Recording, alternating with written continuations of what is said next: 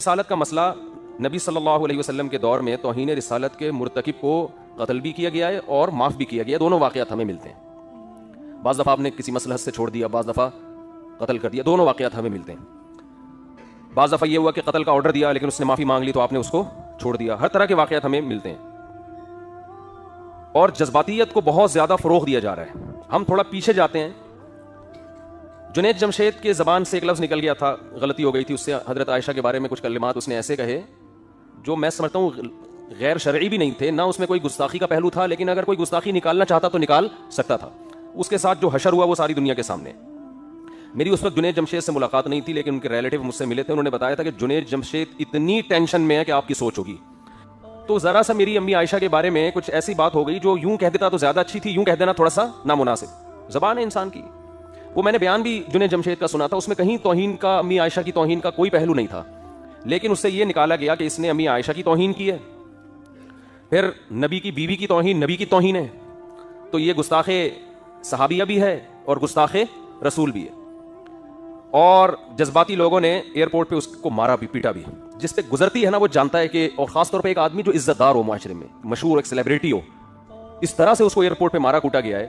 جنید جمشید نے معافی کا اعلان کر دیا, مجھے کسی سے کوئی انتقام لینا نہیں ہے, میں نے پیغام پہنچوانے کی کوشش کی, پتہ نہیں وہ پیغام پہنچا نہیں پہنچا. بیان بھی کیا کہ معافی بنتی نہیں ہے, جن لوگوں نے مارا ان کے خلاف قانونی کارروائی ہونی چاہیے. ہم جنید جمشید کی ذات کو نہیں دیکھ رہے تھے, ہم یہ دیکھ رہے تھے کہ اس جذباتی پن کو اگر کنٹرول نہ کیا گیا نا تو یہ معاملہ کم نہیں ہوگا, یہ آگے بڑھے گا. کیونکہ ہمارے ملک میں ان پڑھ لوگوں کی تعداد پڑھے لکھے لوگوں سے بہت زیادہ ہے. تھوڑی زیادہ نہیں ہے, بہت سے بھی زیادہ ہے. سینس لیس لوگ معذرت کے ساتھ زیادہ ہیں, سینس والے لوگ کم ہیں. مذہب پر عمل تو سوال ہی پیدا نہیں ہوتا نا. مذہب پر عمل تو جتنے لوگ کر رہے ہیں وہ تو آپ کو پتا ہے. مذہب کے نام پہ مارنا کوٹنا, مذہب کے نام پہ کسی کو ٹھوک دینا پکڑ کے, یہ جنت جانے کا بہترین راستہ ہے. یہ اس وقت بھی میں نے یہ بیان کیا تھا, اس وقت بھی میں نے دوست احباب کو کہا تھا کہ بھائی یہ چیز روکنے کی ضرورت ہے, لیکن افسوس کے ساتھ کہنا پڑتا ہے کہ شاید اس وقت اتنے بھرپور طریقے سے اس پہ آواز اٹھائی نہیں گئی. جنید جمشید کی شخصیت کو تو ہدف بنایا گیا کہ وہ اس کو غلط مارا ہے, اس فلسفے کی تردید نہیں ہوئی. بات آ رہی ہے سمجھ میں؟ بھائی ایک شخص کی ذات کو کیوں دیکھ رہے ہو؟ کل کسی اور کی زبان سے بھی الفاظ نکل سکتے ہیں ایسے. ڈاکٹر ذاکر نائک کی زبان سے ایک لفظ نکل گیا کہ نبی صلی اللہ علیہ وسلم کے بارے میں مردہ ہیں یا اس طرح کا کوئی لفظ, اس پہ جو ایشو کھڑا کیا. یہ نہیں دیکھ رہے کہ ایک آدمی ہزاروں لوگوں کے اسلام میں داخلے کا سبب بن رہا ہے, وہ نبی کے مشن کی تکمیل کر رہا ہے, مگر زبان کی جو غلطیاں ہیں ان کو پکڑا جا رہا ہے. سرگودا میں بے نظیر صاحبہ جب وہ اپنے دور میں وہ آئیں بیان کر رہی تھیں تو انہوں نے بیان کے دوران اذان ہونے لگی, تو اردو ان کی اتنی اچھی نہیں ہے, انہوں نے کہا اذان بج رہا ہے آپ لوگ خاموش ہو جائیں. اس وقت میڈیا اتنا فاسٹ نہیں تھا. میں نے ساتھیوں سے کہا کہ اگر میڈیا اتنا فاسٹ ہوتا ہے نا جتنا آج ہے, تو بے نظیر صاحبہ کو بھی جذباتی لوگوں نے معاف نہیں کرنا تھا, یہ کہنا تھا کہ اذان کی توہین کی انہوں نے. سمجھنے بات کو. سرگودا میں مولانا حسین نیلوی رحمہ اللہ تعالیٰ بہت بڑے عالم تھے, کیونکہ میرا بچپن میں سرگودا میں بھی میں نے بہت ٹائم گزارا ہے. ہماری جب بھی اسکول کی چھٹیاں ہوتی تھیں جون جولائی کی, ہم سرگودا چلے جاتے. ہمارا ننیال تھا وہاں پہ, سیٹلائٹ ٹاؤن سرگودا. تو سنہری مسجد ہمارے نانا کے گھر کے قریب تھی, وہاں ہم اکثر نماز پڑھ لیا کرتے تھے جا کے. حضرت مولانا حسین نیلوی بڑے بزرگ آدمی تھے, ٹھیک ہے ان کے پاس اختلافات بھی ہیں, تفردات بھی ہیں ان کے, لیکن اوور آل بہت سلجھے ہوئے, بہت ہی میچور بزرگ تھے. انہوں نے کوئی کتاب لکھی, اس میں ایسا لفظ لکھ دیا, انسان لکھتا ہے لمبی لمبی کتابیں, اس لفظ کو بنیاد بنا کے ان کے خلاف عدالت میں کیس کیا گیا کہ انہوں نے حضرت حسین یا حضرت حسن ان کی توہین کی. حالانکہ وہ توہین بنتی نہیں تھی, لیکن کوئی کشید کرنا چاہتا نا اسے توہین, کوئی نکالنا چاہتا تو نکال بھی سکتا تھا. جج چونکہ وہ پہلے سے ہی, بعض دفعہ جج بھی اپنی وہ دشمنی نکال رہے ہوتے ہیں, اس نے اہل بیت کی توہین کا کیس بنا کے مولانا حسین نیلوی صاحب کو جیل میں بند کر دیا اور ان کا جنازہ جیل سے اٹھائے. اب آپ بتاؤ کس قدر بدبختی کی بات ہے. ایک آدمی جو ساری زندگی اہل بیت کا دفاع کرتا رہا, نبی کی حدیثوں کا دفاع کرتا رہا, اسلام کی ترویج کا ذریعہ بنا, انتہائی تھوڑی تنخواہ میں, دیوبند سے فارغ تھے وہ.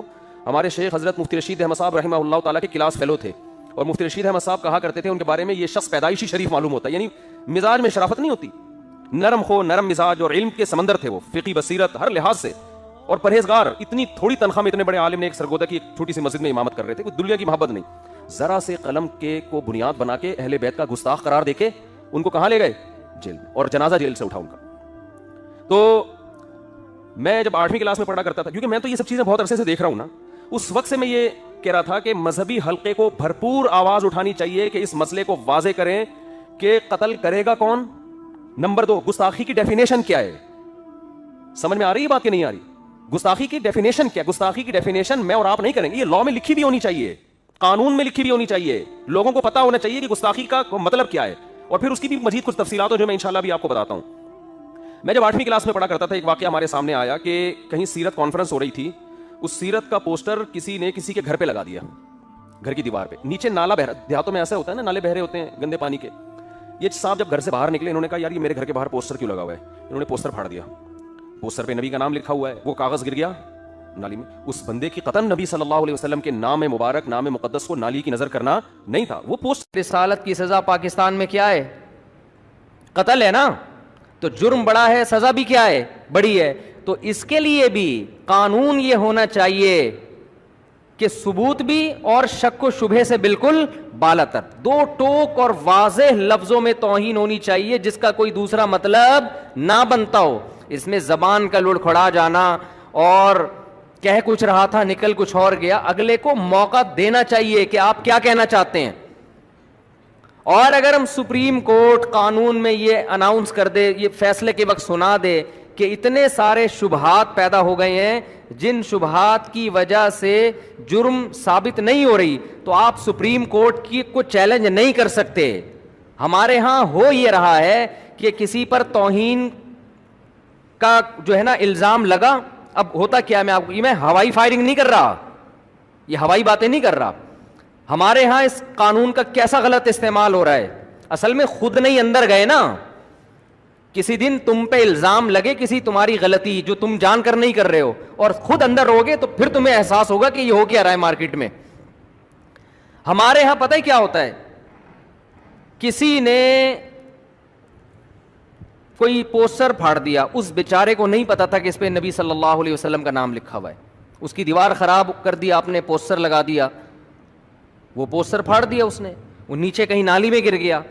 آپ کو ویسے ہی انتقام لینے کا شوق تھا, کوئی مسئلہ چل رہا تھا آپ کا اس کے ساتھ, یا آپ نے اس کو, وہ غیر مسلم ہے, آپ نے اس کو ورغلایا, اس کو ٹارچر کیا, اس کے مذہب کو برا بلا کہا, اس کے بڑوں کو آپ نے برا بلا کہہ کے اتنا ٹارچر کیا کہ اس کی زبان سے بھی کوئی لفظ آپ کے خلاف یا اسلام کے خلاف نکل گیا. آپ نے فوراً بندوں کو جمع کیا, دیکھو یہ نبی کو ایسے کہہ رہا ہے, دیکھو اس نے قرآن کی توہین کی ہے, دیکھو اس نے یہ کیا ہے.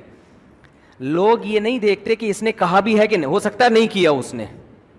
ایک لوگوں کا جم غفیر اکٹھا ہو جائے گا اور جائیں گے تھانے رپورٹ کرانے کے لیے. اتنے لوگ اس میں, آج ہر آدمی سمجھتا ہے آج مجھے عشق رسول کو ثابت کرنے کا اللہ نے موقع دیا ہے. چرسی بھی آپ کا ساتھ دیں گے, ہیروئن جی بھی آپ کے ساتھ ہوں گے, محلے کے بڑے بڑے غنڈے جن 20 بندوں کو قتل کر چکے تھے, آج تک کبھی انہوں نے کوئی سنت پوری نہیں کی ہوگی, لیکن ان کو بھی موقع ملے گا کہ آج ہمیں موقع ملا ہے ہم توہین رسالت کے مرتکب کو کیفر کردار تک پہنچائے. وہ اس کی تحقیق نہیں کرتے کہ حقیقت میں ایسا ہوا بھی ہے کہ نہیں ہوا. پھر آپ پہنچ جائیں گے تھانے, ایس ایچ او صاحب کو پتا ہے اگر میں نے ایف آئی آر نہیں کاٹی پورا ہجوم میری بوٹیاں کووں کو کھلائے گا. سمجھ رہے ہو نہیں آ رہی بات؟ میرا خیال ہے یہ قوم کا جذباتی پن ہے جو میں بتا رہا ہوں, نہیں سمجھ میں آ رہا نا تو کبھی آپ کے اوپر پڑے گی تو پتا چلے گا. پھر جناب ایف آئی آر بھی کٹے گی, تمہارا باپ بھی کاٹے گا ایف آئی آر. تو پھر جب عدالت میں مقدمہ چلے گا, جج کو پتا ہے اگر میں نے جیل نہیں کیا تو قوم مجھے, میری بوٹیاں کس کو کھلائے گی؟ کووں کو کھلائے گی. سمجھتے ہو؟ اور ادھر سے جو وکیل ہوگا نا, جو اس کی طرف سے وکیل ہے جس پر فرد جرم لگی ہے, اس کو پتا ہے کہ اگر میں نے اس کا زیادہ دفاع کیا تو میری بوٹیاں کس کو کھلائی جائیں گی؟ کووں کو. بتاؤ ایسے موقع پہ انصاف ملے گا کسی کو؟ نہیں, یہی بات سمجھ میں. پھر جب وہ کیس اس کے اوپر چلے گا, ہر جج پہنائے گا کہ یار یہ آگے کسی کو, پھر کیس چلتا ہے لمبا. پھر لوگ کہتے ہیں ہم تو پہلے ہی کہتے تھے حکومت قادیانیوں سے ملی ہوئی ہے, سیدھا سیدھا لٹکا کیوں نہیں رہی اس کو مجرم کو؟ ہم تو پہلے ہی کہتے تھے یہ حکومت یہودیوں کی ایجنٹ ہے. پھر اگر اوپر جا کے کسی جج نے اس کو, اتنے میں کیا ہوتا ہے کہ نیچے جو اس کے جس پہ فرد جرم عائد ہوئی ہے نا, اس کے رابطے ہو جاتے ہیں فرانس سے, امریکہ سے, لندن سے, کہ بھائی دیکھو میں اپنے ملک میں محفوظ نہیں ہوں. ان کا قانون ہے کہ اگر آپ اپنے ملک میں واقعی محفوظ نہیں ہیں, آپ ثابت کر دیں, آپ اسائلم داخل کریں, وہ آپ کو نیشنلٹی دے دیں گے.